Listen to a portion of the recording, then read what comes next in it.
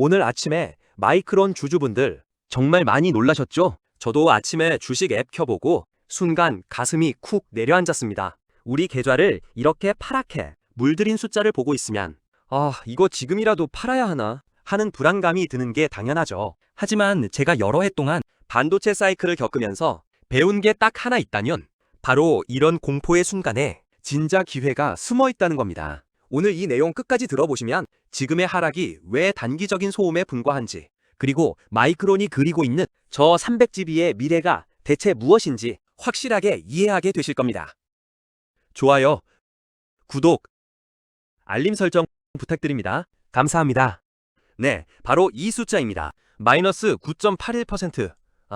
보기만 해도 속이 쓰린 숫자죠. 여러분의 그 마음, 저도 정말 충분히 공감합니다. 아니, 분명히 실적은 역대급으로 잘 나왔다고 했는데 도대체 왜 주가는 이렇게 반대로 곤두박질을 친 걸까요? 이 질문에 대한 답을 찾는데 오늘 우리가 할 일의 핵심입니다. 바로 이 점이 정말 미스터리죠. 매출은 작년보다 3배나 뛰면서 시장 예상치를 가뿐하게 넘어섰는데 주가는 폭락했설로 이렇게 말도 안 되는 역설적인 상황이 벌어진 데에는 시장을 공포에 떨게 만든 아주 명확한 두 가지 이유가 있었습니다. 자, 이제 그 두려움의 실체가 뭔지 하나씩 파헤쳐 보겠습니다. 시장을 그야말로 패닉에 빠뜨린 주범은 크게 두 가지였어요. 이 두 가지 요인이 어떻게 투자자들의 마음을 순식간에 얼어붙게 만들었는지 그 속을 한번 들여다보겠습니다. 첫 번째 범인은 바로 구글이 발표한 터보 컨트라는 신기술입니다. 이 기술이 뭐냐면 메모리 사용량을 무려 6분의 1을 1로 줄여준다는 소식이었어요. 이 소식이 딱 전해지자마자 시장은 곧바로 반응했죠. 이러다가 메모리 수요가 확 꺾이는 거 아니야? 하는 공포감이 순식간에 촥 퍼져나간 겁니다. 그리고 투자자들의 불안감에 기름을 부은 두 번째 요인이 바로 이 숫자 250억 달러입니다. 마이크론이 2026년까지의 설비 투자, 이걸 우리가 캐펙스라고 부르는데요. 이 전망치를 무려 250억 달러로 대폭 늘려잡았기 때문입니다. 캐펙스는 쉽게 말해서 미래를 위해서 공장을 짓고 장비를 사는 데 쓰는 돈이거든요. 우리 돈으로 환산하면 약 33조 원에 달하는 정말 어마어마한 금액이죠. 이 표를 보시면 상황이 명확해집니다. 구글의 터보 컨트 때문에 미래 메모리 수요에 대한 의심이 생겼고 250억 달러라는 거대한 투자 계획 때문에 당장의 현금 흐름에 대한 걱정이 더해진 거죠. 이 두 가지 공포가 딱 합쳐지면서 완벽한 매도 폭풍을 만들어낸 겁니다. 하지만요, 정말 중요한 이야기는 지금부터 시작됩니다. 이러한 단기적인 공포 속에서 우리는 마이크론의 CEO 산제이 메로트라가 던진 이 예언과도 같은 한마디에 주목해야 합니다. 이 문장 안에 마이크론의 진짜 미래가 다 담겨 있거든요. 자동차가 곧 서버와 같다. 정말 멋진 말 아닌가요? 이게 무슨 뜻이냐면 이제 자동차는 더 이상 단순한 이동수단이 아니라는 겁니다. 주변 환경을 인식하는 수많은 센서 데이터, 실시간 교통정보, 또 차 안에서 즐기는 인포테인먼트 시스템까지 이 모든 데이터를 생성하고 처리하고 저장하는 바퀴 달린 데이터 센터로 진화하고 있다는 선언인 거죠. 이 관점의 전환이 왜 중요한지 다음 슬라이드에서 바로 보여드릴게요. 네, 구글의 소프트웨어 기술이 아무리 뛰어나다고 해도요, 결국 이 거대한 물리적 하드웨어의 수요를 이길 수는 없습니다.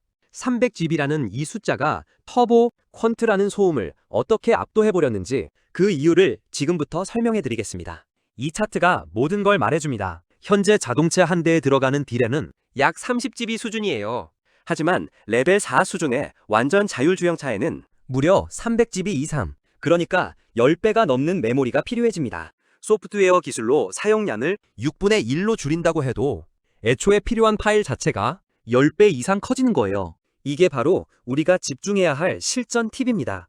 예전에 우리가 PC에서 모바일로 넘어올 때도 똑같은 일이 있었습니다. 소프트웨어 기술이 발전해서 효율은 높아졌지만 결국 스마트폰 앱이나 고화질 카메라가 요구하는 하드웨어 사양은 폭발적으로 증가했잖아요. 이런 하드웨어 인플레이션은 절대로 막을 수 없는 거대한 흐름입니다. 소프트웨어의 효율화는 언제나 더 높은 사양을 요구하는 새로운 애플리케이션의 등장에 따라잡히게 되어 있거든요. 그리고 이 거대한 흐름의 가장 큰 수혜자가 그럼 누구일까요? 바로 마이크론입니다. 마이크론은 이미 자동차용 메모리 시장에서 55%라는 압도적인 점유율을 차지하고 있어요. 자동차가 서버가 되는 시대가 오면 그 열매의 절반 이상을 마이크론이 가져간다는 뜻입니다. 자, 이제 두 번째 공포였던 250억 달러 투자에 대해 다시 얘기해 보겠습니다. 시장은 이것을 비용과 리스크로 봤지만 우리는 이걸 미래를 향한 가장 확실한 베팅으로 다시 봐야 합니다. 250억 달러 투자의 본질은 바로 이 세 가지 전력입니다. 첫째, 앞으로 폭발할 자동차가 서버가 되는 시대의 수요에 대비해서 미리 생산 능력을 확보하는 겁니다. 정작 필요할 때 물량이 없어서 못 파는 상황을 막는 거죠. 둘째, 더 빠르고 전력 효율이 높은 차세대 1감마, LPDDR5 DRM 같은 최첨단 기술에 투자해서 기술 리더십을 유지하고 더 비싼 값을 받겠다는 거고요. 셋째, 이를 통해서 지금의 55%라는 압도적인 시장 지배력을 더욱 단단하게 굳히겠다는 겁니다. 이건 비용이 아니라 미래 시장을 통째로 선점하기 위한 아주 영리한 투자라고 봐야 합니다. 사실 저도 12년 동안 반도체에 투자하면서 이런 사이클을 여러 번 겪었습니다. 주가가 급등하면 기대치가 한껏 높아지고 그러다가 작은 악재에도 크게 흔들리는 조정이 차지하곤 하죠. 하지만 결국 기업의 본질적인 가치, 즉 fundamental es que engorda, 주가는 다시 제자리를 찾아가게 되어 있습니다. 지금의 변동성은 그 과정의 일부일 뿐이라고 생각하시면 됩니다. 자, 오늘 분석의 핵심 다시 한번 정리해 보겠습니다. 오늘의 9.81% 폭락은 단기적인 시장의 공포가 만든 일종의 해프닝이었습니다. 구글의 터보컨트는 300GB 자율주행차라는 거대한 물리적 수요 앞에서는 작은 소음에 불과하고요. 250억 달러의 투자는 미래 시장을 지배하기 위한 전략적인 한 수입니다. 결론적으로 자동차 시장에서 마이크론의 펀더댐퍼는 그 어느 때보다 강력합니다. 그래서 마지막으로 이 질문을 던져봅니다. 시장이 두려워하는 저 250억 달러는 과연 그냥 사라져버릴 비용일까요? 아니면 우리에게 엄청난 수익으로 돌아올 미래 그 자체일까요?